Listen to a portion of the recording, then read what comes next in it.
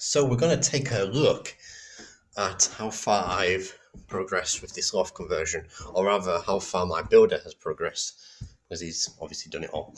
So in the UK, we've got a number of different regulations that we need to meet, so it's all compliant. Of course, you could just do this without building regs, but if you ever came to sell the house, it would just be a room. It wouldn't be a bedroom or anything like that. So you kind of need to do it. Spend that little bit of extra money just to get that certificate at the end of it all. So we had the electrician in today. We've got a wired fire alarm. It's really important. It needs to be wired to the mains electricity. You can't just, stick one of those 10, 15-year ones up. It needs to be wired in. Now this is the original bedroom, first bedroom, should I say, and that's going to have a fire door added to it eventually. And it's another regulation you have to do. All the upstairs doors need to be, fire doors. And so actually I'll reverse a little bit.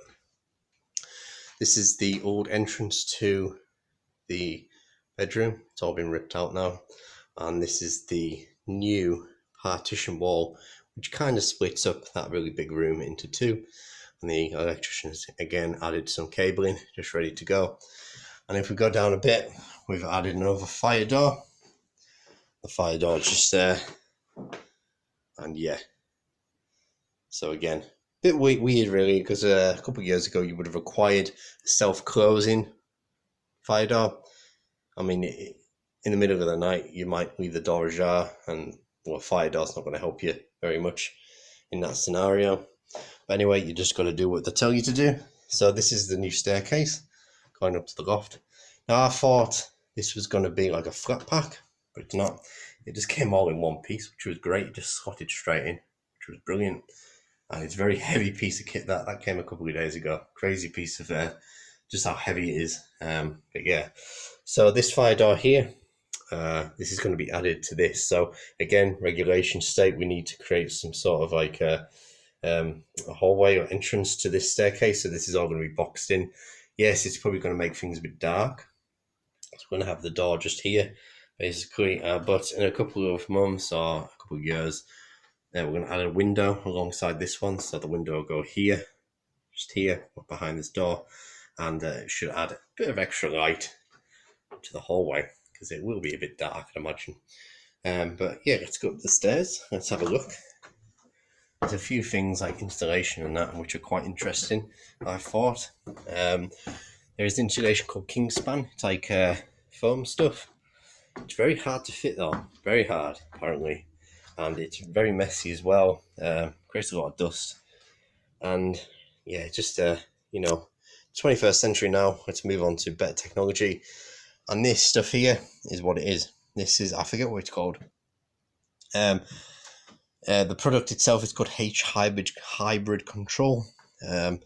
It's just foam basically, just like a thin foam. It's apparently really environmentally friendly, and it achieves the same R rating, which is insulation rating in the UK, as the old stuff. Probably better as well, because apparently that Kingspan Celotex foam crap doesn't quite fit properly all the time. You need to be really precise with it. Whereas this stuff kind of expands into the gap, creating a good seal, and overall I think it's going to just be a lot warmer. There's the original Valence window.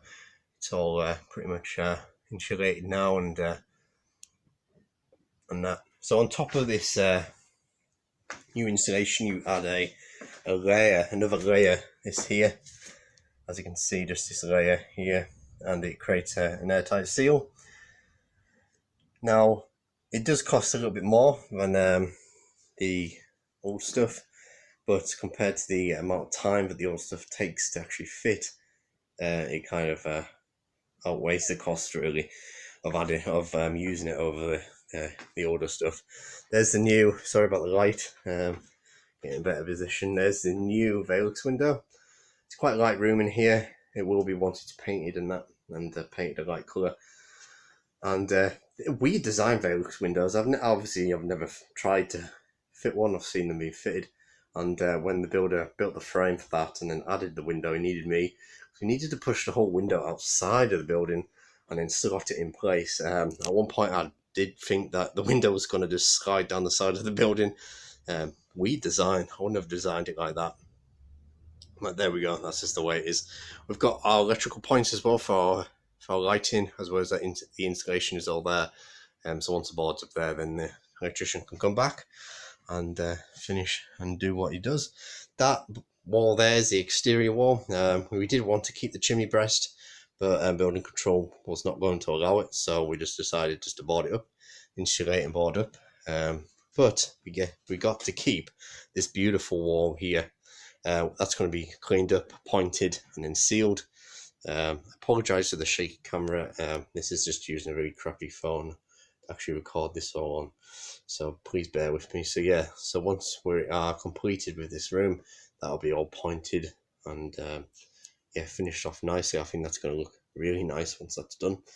And yeah, finally moving on to the floor. So I think I was talking briefly about the floor in the first video. So building control said we needed to add 9-inch wooden joists alongside the 7-inch joist. Now there was two ways we could have done that. We could have got an engineer around and calculated how much extra wood we would have had to add to the original joist. Now getting an engineer in isn't cheap, so we just opted just to say, hey, let's just go and get some huge bits of wood and stick them alongside the original joists, and it was just exactly the same. So we didn't have to faff around with an engineer to work out the calculations for how much wood. We just added huge bits of wood. So basically this is probably the strongest floor the builder who's doing this has ever fitted for, and it's just it's a new thing, I think, a new regulation that we need certain width of joists. Probably in the last couple of years they added that. Otherwise it would have been a case of just using the original 7-inch joist. But there we go. Hey ho, did add a little bit extra onto the cost because those are not cheap bits of wood. So yeah, so far so good. We've got another week to go, I think, before this is completed, just to add the boarding on, get it plastered, add the electrical points, get that wall built down there. And yeah, so thanks for watching. If you've got any questions, do let me know. That insulation is something really interesting.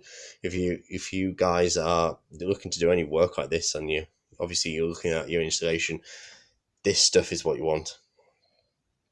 This stuff is definitely what you want, because it's just modern, and I think it's just going to create a better seal, and overall you're just going to have a much warmer room, whatever you're insulating.